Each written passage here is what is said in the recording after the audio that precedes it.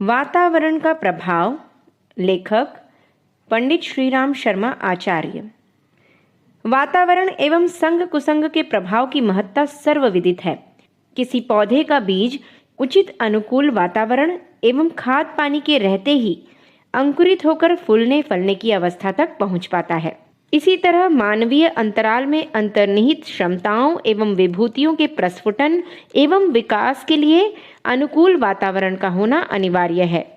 आत्मबल संपन्न विरले मनस्वी ही वातावरण के विपरीत प्रभाव को निरस्त करते हुए अपने निर्धारित प्रगति पथ पर आगे बढ़ पाते हैं और अपने वर्चस्व से नया वातावरण गढ़ते हैं, किंतु इनकी संख्या थोड़ी सी ही होती है। अधिकांश लोग ऐसे होते हैं जो वातावरण के दबाव में भले या बुरे सांचे में ढलते हैं। सत्संग कुसंग का प्रभाव इसी को कहते हैं। ऐसे लोग अपवाद ही हैं जो बुरे लोगों के संपर्क में रहकर भी अपनी गरिमा बनाए रखते हैं, साथ ही अपने प्रभाव से शूद्रों को महान बनाने, बिगड़ों को सुधारने में समर्थ होते हैं। प्रधानता वातावरण की ही है। सामान्यतः लोग वातावरण के प्रवाह के साथ बहते और हवा के रुख पर उड़ते देखे जाते हैं। सामान्य मानव का मन अनगढ़ होता है। वह यह स्वभाव से ही निम्नता की ओर अभिमुख रहता है। जिस तरह गुरुत्वाकर्षण बल के प्रभाव से गिरती वस्तु और गति पकड़ती है, उसी प्रकार दूषित वातावरण के प्रभाव से मन की निम्न प्रकृति अधिक मुखर हो उठती है। इसी क्रम में कुसंस्कारों का उभार, दुश्चिंतन की आंधी एवं दुराचरण का अभिशाप व्यक्ति को आदर्श पद से विचलित कर पशु पिशाच स्तर पर लाकर पटक देता है। मन की निम्नगामी प्रवृत्तियों को ऊर्ध्वगामी दिशा देने से ही जीवन का उत्कर्ष होता है। इसमें साधनात्मक प्रयासों की अपनी भूमिका है, किंतु यदि इसमें सुसंस्कारित वातावरण का भी पुट लग जाए तो कार्य सरल हो जाता है। अन्यथा वातावरण के प्रतिकूल प्रवाह के बीच मन को साधना कितना दुष्कर कार्य बन जाता है, इसे सामान्य जीवन क्रम में ही अनुभव किया जा सकता है। महानगरों का गंदगी, भीड़ एवं ध्वनि प्रदूषण से भरा वातावरण स्वस्थ सामान्य व्यक्ति तक को अर्ध विक्षिप्त स्थिति में जा देता है। अस्पताल एवं मरघट के वातावरण में जीवन की नश्वरता एवं सत्य का बोध कितनी सहजता से होता है, इसे हर कोई जानता है।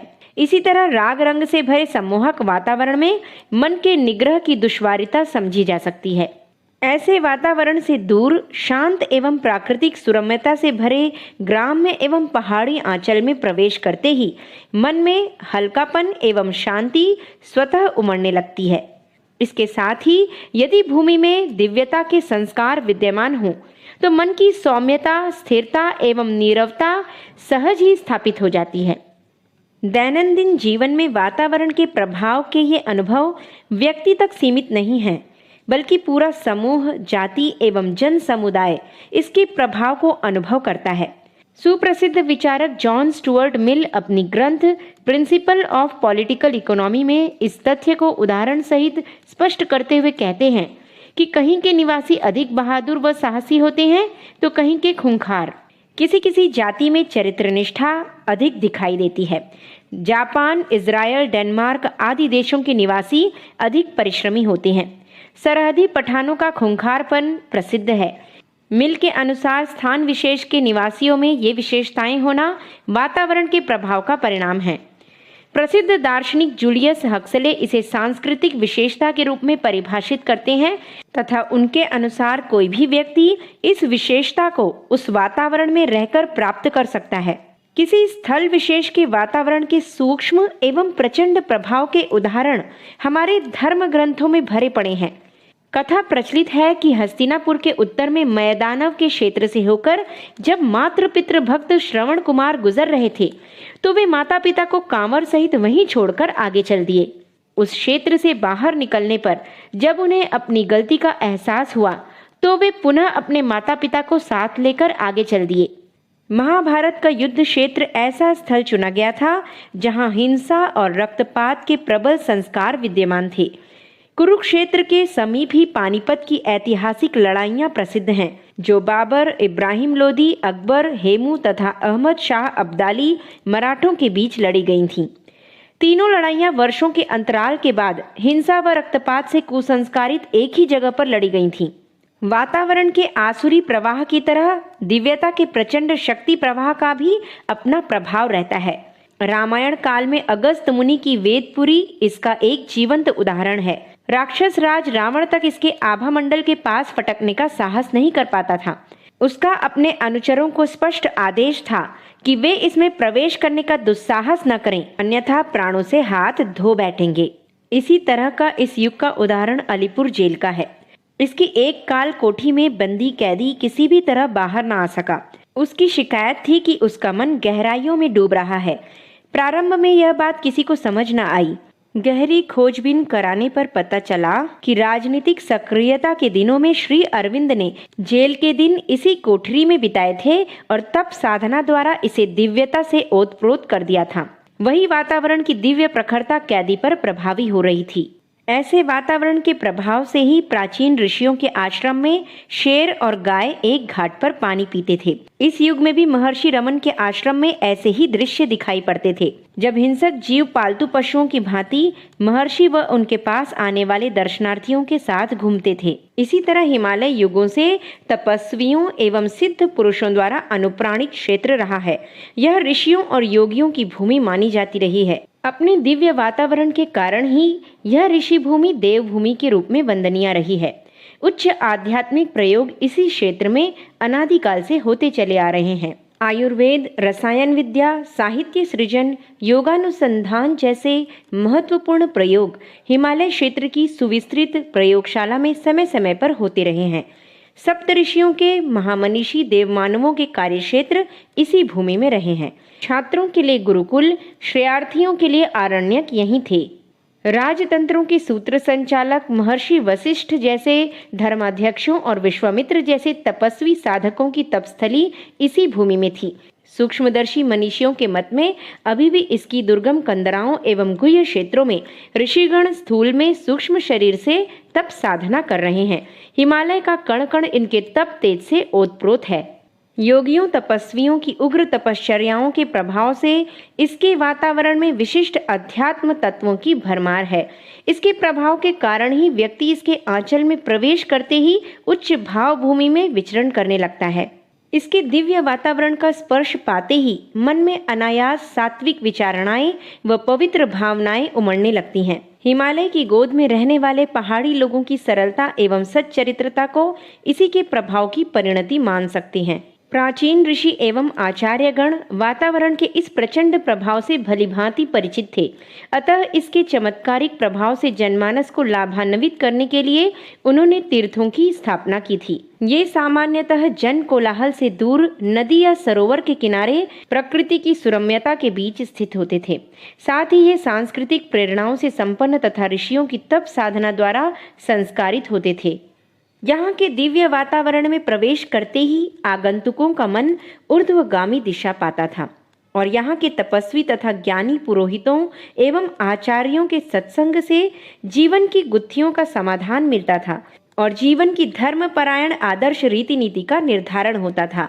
इस तरह आदर्शों के अनुरूप जीवन को गढ़ने व संवारने के संकल्प के साथ व्यक्ति तीर्थ से प्रस्थान करता था।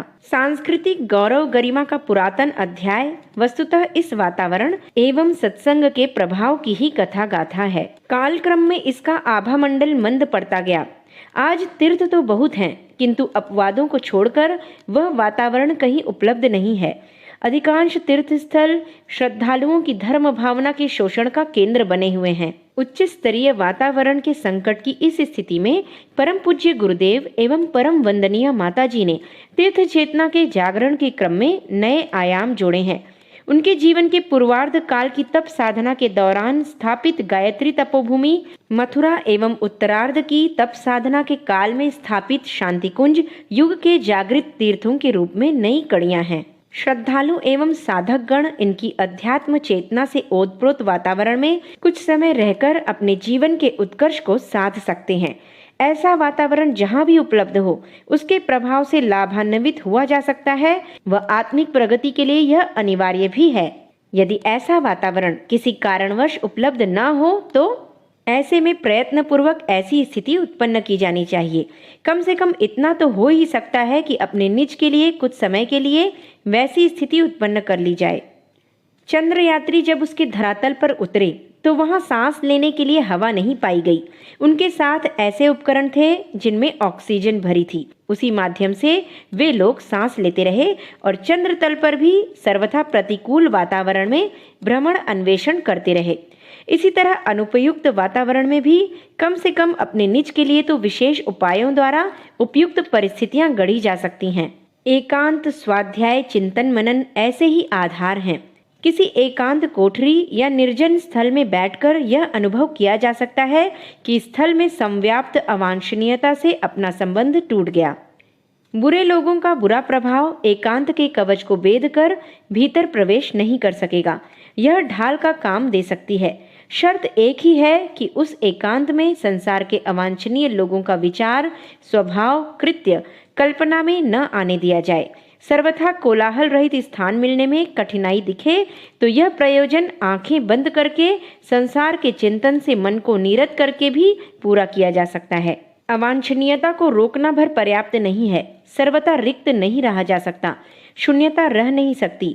इसलिए उस स्थान पर श्रेष्ठता की स्थापना तो करनी होगी। यह कार्य देवता की ध्यान धारणा से भी अधिक अच्छी तरह उत्कृष्टता, आदर्शवादिता के समर्थक, मार्गदर्शक साहित्य के सहारे हो सकता है। दूरस्थ या दिवंगत महामानवों का सत्संग तो सहज संभव नहीं, पर उस अभाव की पूर्ति उनके लिखे साहित्य से हो सकती है। एकांत के खाली मस्तिष्क में सत्साहित्य का, महामानवों के जीवन रहस्य का अवगाहन किया जा सकता है। इस खाली समय को अपने आदर्शवादी जीवन क्रम की संभावनाओं पर भी केंद्रित किया जा सकता है। बार बार जल्दी जल्दी ऐसे अवसर वर्तमान परिस्थितियों में भी निकाले जा सकते हैं और अपने आत्मविकास के अनुकूल वातावरण का सृजन कर उसमें रहा जा सकता है।